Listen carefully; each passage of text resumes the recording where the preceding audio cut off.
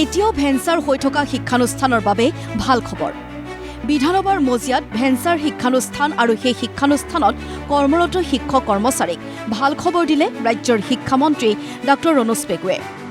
বিধানসভাৰ মজিয়াত শিক্ষামন্ত্ৰী ডঃ ৰণোজ পেগুৰ কেইবাটাও গুৰুত্বপূৰ্ণ ঘোষণা। অসম চৰকাৰে ইতিমধ্যে এটা পৰ্টেল খুলি দিছে। ৩,৭০৯খন বিদ্যালয়ৰ পৰা আমি আবেদন লাভ কৰিছো।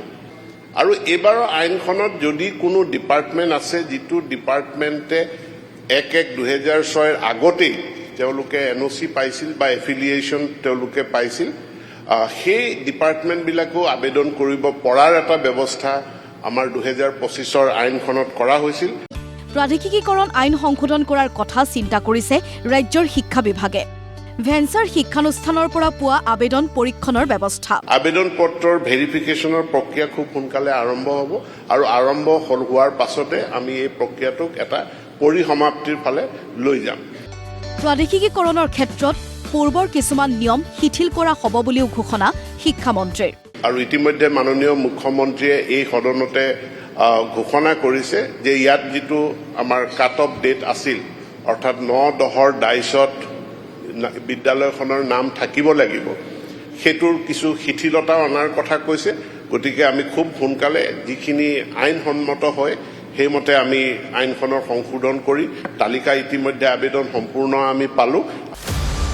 শিক্ষামন্ত্ৰীৰ এনে ঘোষণাৰ পিছত বিধানসভাৰ মজিয়াত সকলো ভেঞ্চাৰ শিক্ষানুষ্ঠানৰ পৰিৱৰ্তে মাত্ৰ ৫০০খন শিক্ষানুষ্ঠানক প্ৰাদেশিকীকৰণৰ আওতালৈ অনাৰ আহ্বান বিধায়ক অখিল গগৈৰ। ৫০০ৰ পৰা ৬০০ৰ ভিতৰত হ'ব।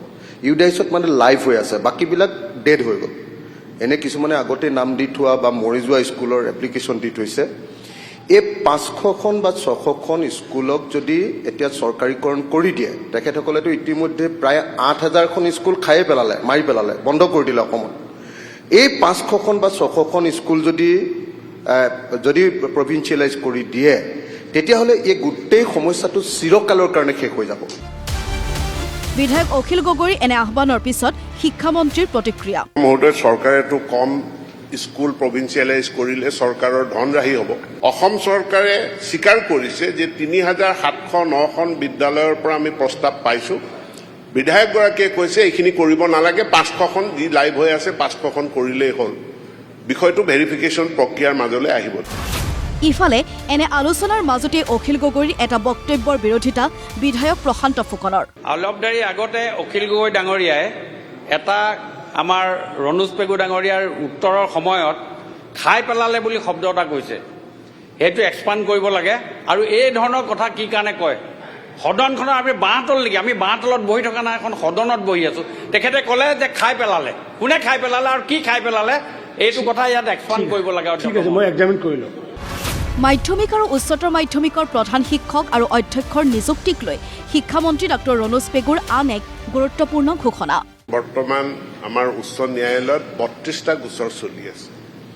এই ৩২টা গোচৰৰ ভিতৰত যি নগাঁও জিলা আছে, নগাঁও জিলাটো ৰিট পিটিশ্যন নম্বৰ 2931/2025 ইয়াতো এটা গোচৰ চলি আছে। আৰু এই গোচৰসমূহত হাইকোৰ্টে নিয়মীয়া প্ৰধান শিক্ষক বা অধ্যক্ষ নিযুক্তিৰ ক্ষেত্ৰত স্থগিতাদেশ ৰাখিছে। যিহেতু এই স্থগিতাদেশ আছে, গতিকে আমি ইয়াত প্ৰধান শিক্ষক নিযুক্তি দিব পৰা নাই। ব্যুৰো ৰিপৰ্ট, প্ৰতিদিন টাইম।